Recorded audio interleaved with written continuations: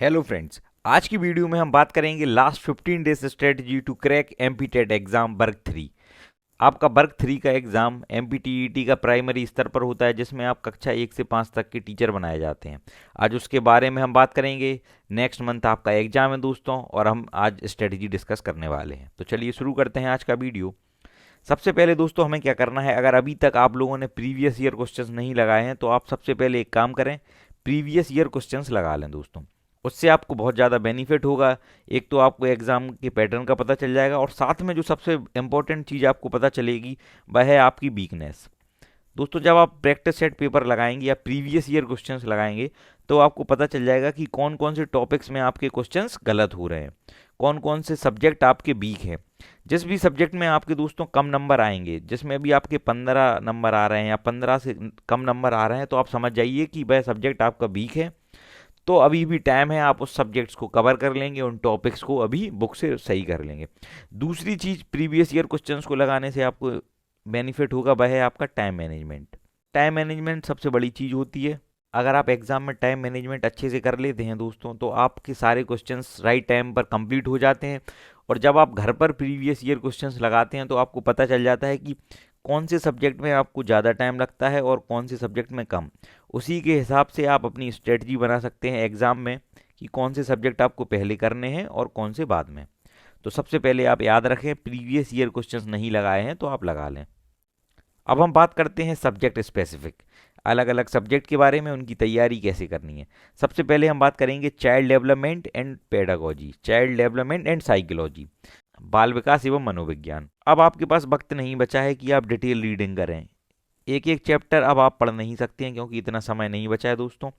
अब आपको क्या करना है, अब आपको आपके जो हैंड रिटन नोट्स आपने अगर बनाए हों उन पर फोकस कर सकते हैं, जिन पर आप सिद्धांत के बारे में पढ़ सकते हैं, प्रतिपादक उनके उनके बारे में पढ़ सकते हैं, और जो भी प्रकार होते हैं बुद्धि के, बुद्धि लब्धि के बारे में, रुचि, अधिगम, अधिगम के सिद्धांत एवं उसके प्रकार, इन सब के बारे में आप अभी अच्छे से पढ़ सकते हैं दोस्तों, जो आपके वन लाइनर क्वेश्चंस होते हैं।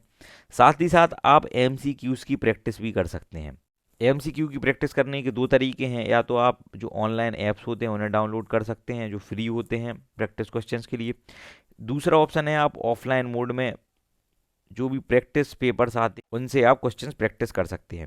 और साथ में एक चीज़ याद रखनी है, जो भी आप एमसीक्यूज़ लगाएंगे और जो भी आपके एमसीक्यूज़ गलत होंगे उन टॉपिक्स को हमें दोबारा रीड करना है।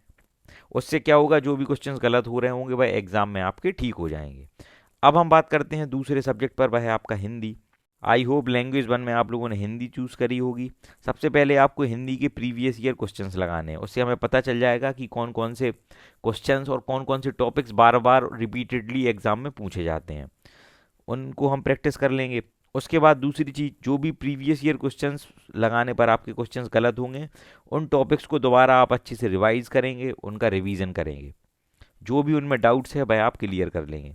व्याकरण में हमें क्या क्या करना है दोस्तों, एक बार हमें स्वर, व्यंजन, उच्चारण स्थान, शब्द रचना, रस, अलंकार, समास, जो भी व्याकरण के टॉपिक्स हैं उनका एक बार क्विक रिवीजन हमें कर लेना है, जिससे अगर कोई भी गलती की गुंजाइश होगी तो वह हम एग्जाम से पहले करेक्ट कर लेंगे। हिंदी शिक्षण शास्त्र में हमें क्या करना है, हिंदी की जो पेडागोजी एग्जाम में आती है, सीटेट में जो भी आपने पढ़ी होगी हिंदी के लिए पेडागोजी, वह आपके लिए इनफ होगी, उसी को आप एक बार रिवाइज कर लें। लास्ट 15 डेज स्ट्रेटजी की हम यहाँ पर बात कर रहे हैं फ्रेंड्स। अगर आप MP TET, super TET, UP TET के सारे सब्जेक्ट के नोट्स परचेज करना चाहते हैं तो आपकी स्क्रीन पर एक व्हाट्सएप नंबर दिखाई दे रहा होगा, उस व्हाट्सएप नंबर पर आप हमें मैसेज कर सकते हैं, वहाँ आपको सारे नोट्स और आगे की प्रोसेस बताई जाएगी। अब हम बात करते हैं लैंग्वेज सेकंड। अगर आपकी इंग्लिश है तो हम इंग्लिश के बारे में बात करते हैं। सबसे पहला काम हमें जो करना है, हमेशा की तरह प्रीवियस ईयर क्वेश्चंस को लगाना है। सेकंड थिंग हमें क्या करनी है, व्याकरण, जो इंग्लिश ग्रामर होती है उसमें हमें सबसे पहले पार्ट ऑफ स्पीच को कवर करना है फ्रेंड्स। सारे एग्जाम्स में पार्ट ऑफ स्पीच पूछी जाती है। ग्रामर का जो रूट है वह पार्ट ऑफ स्पीच ही है, जिसमें आपका noun, pronoun, verb, adverb, adjective, preposition and conjunction, इनके साथ साथ आप active voice, passive voice, direct, indirect और थोड़ी सी वोकेबुलरी को भी प्रैक्टिस कर सकते हैं। और जब हम प्रैक्टिस सेट लगाएंगे फ्रेंड्स, उसमें आपको पैसेज और कॉम्प्रिहेंशन छोड़ना नहीं है। यदि आप घर पर 10 से 15 प्रैक्टिस सेट लगाते हैं फ्रेंड्स, पूरा पेपर जब हम एग्ज़ाम में डायरेक्ट पैसेज या कॉम्प्रिहेंशन पढ़ते हैं तो हमें थोड़ी सी झिझक होती है, थोड़ा हमें पढ़ने में असहज महसूस होता है। यदि हम घर पर जितने भी प्रैक्टिस सेट लगाते हैं उनमें हम पैसेज या कॉम्प्रिहेंशन को घर पर ही 1-2 बार करने का प्रयास करेंगे तो हम एग्ज़ाम में भी ईजिली कर जाएंगे। अब बात करते हैं हम एनवायरनमेंट स्टडीज़ के बारे में, जो आपका ईवीएस है, पर्यावरण। उसके लिए मैं आपको सजेस्ट करूंगा कि जो अदर स्टेट्स हैं जैसे यूपी टेट, उत्तराखंड टेट, उसके प्रीवियस ईयर क्वेश्चंस लगा लें आप, और साथ में एमपी टेट के भी। और ईबीएस में जो टॉपिक्स या जो क्वेश्चंस हमेशा रिपीट होते हैं वह हैं आपके डेज, जैसे अर्थ डे हो गया, आपका वाटर डे हो गया, बायोडाइवर्सिटी डे हो गया, एड्स डे हो गया, इनके बारे में हमें पढ़ना है। और 2022 की उनकी थीम्स के बारे में हमें पढ़ना है। साथ ही और टॉपिक्स हैं आपके नेशनल पार्क, जो आपके राष्ट्रीय उद्यान होते हैं पूरे भारत में क्या हैं, उन्हें हम मैप के माध्यम से दोस्तों तैयार कर लेंगे। ठीक है फ्रेंड्स। एनवायरमेंट्स के जो एक्ट हैं वाटर से रिलेटेड, वायुमंडल, एटमॉस्फियर, इन सबको हमें सिक्वेंस वाइज, ईयर वाइज याद कर लेना है। 7-8 ही हैं आपके। और जो एनवायरनमेंट की जो पेडागोजी होगी, पर्यावरण का शिक्षण शास्त्र, उसे हम सीटेट में जैसे हमने तैयार किया था उसको ही एक बार रिवाइज कर लेंगे। और सबसे लास्ट में हम बात करेंगे मैथमेटिक्स के बारे में। बहुत लोगों को मैथ से डर लगता है। इसमें आपके 3 पॉइंट्स मैंने बनाए हैं, उनको आप फॉलो करते हैं तो आप लास्ट 15 डेज में तैयारी करके अच्छे मार्क्स पा सकते हैं। सबसे पहले मैथ का आप सिलेबस देखेंगे। सिलेबस में जो भी टॉपिक्स आपके दिए गए हैं उनको हमें 5th 6th 7th और 8th की जो एनसीईआरटीज़ की बुक्स होती हैं दोस्तों, उन्हीं टॉपिक्स के क्वेश्चन हमें प्रैक्टिस करने हैं। सारे टॉपिक्स नहीं लगाने हैं, जो भी आपके सिलेबस में दिए गए हैं जो टॉपिक्स, उन्हीं के क्वेश्चन हमें प्रैक्टिस करने हैं।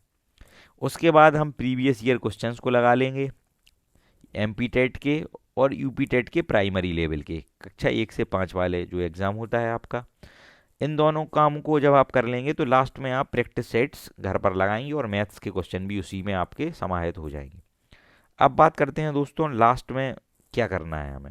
लगभग 15 से ज़्यादा दिन अभी हमारे एग्ज़ाम में बचे हुए हैं दोस्तों। अगर हम अभी से डेली एक सेट प्रैक्टिस करते हैं, डेली प्रतिदिन दोस्तों, 2.5 घंटे आप घर पर ऐसा एटमॉस्फियर बनाइए जैसे आप एग्ज़ाम हॉल में बैठे हैं, अपनी टेबल चेयर लगाकर आप वैसे ही एटमॉस्फियर में एग्ज़ाम दें। पूरे 150 क्वेश्चंस को अटेम्प्ट करें आप। फिर आप उसका एनालिसिस करें एग्ज़ाम देने के बाद कि कितने क्वेश्चंस आपके रॉन्ग हो रहे हैं। जो भी क्वेश्चन आपके गलत हो रहे हैं उसी दिन उन टॉपिक्स को आप पढ़ाई करेंगे, उन्हीं को आप रीड करेंगे और अगले दिन उन्हें रिवाइज ज़रूर करेंगे। जिन भी क्वेश्चंस में आपको डाउट हो रहा है उन क्वेश्चंस को हम रीड करेंगे। और साथ में क्या होता है, जब हम सेट पेपर लगाते हैं तो कुछ क्वेश्चंस हमारे गैस में सही हो जाते हैं, हम एक अंदाज लगाकर, अनुमान लगाकर उन क्वेश्चंस को सही कर लेते हैं। लेकिन हमें दोस्तों क्या करना है, उस कन्फ्यूज़न को तभी क्लियर कर लेना है एनालिसिस के बाद, उन टॉपिक्स को पढ़कर, कि जो हमारा अनुमान था वो सही हो जाए और एग्ज़ाम में हम ज़्यादा से ज़्यादा क्वेश्चन अपने 100% श्योरिटी के साथ करें। तो दोस्तों आप लोग अच्छे से तैयारी करते रहें। जो भी आपके डाउट्स हैं वह आप हमें कमेंट बॉक्स में पूछ सकते हैं। और अगर आप एमपी टेट, यूपी टेट और सुपर टेट के सारे सब्जेक्ट्स के नोट्स परचेज करना चाहते हैं तो आपकी स्क्रीन पर एक व्हाट्सएप नंबर दिखाई दे रहा होगा, आप उस व्हाट्सएप नंबर पर हमें मैसेज कर सकते हैं। जय हिंद फ्रेंड्स।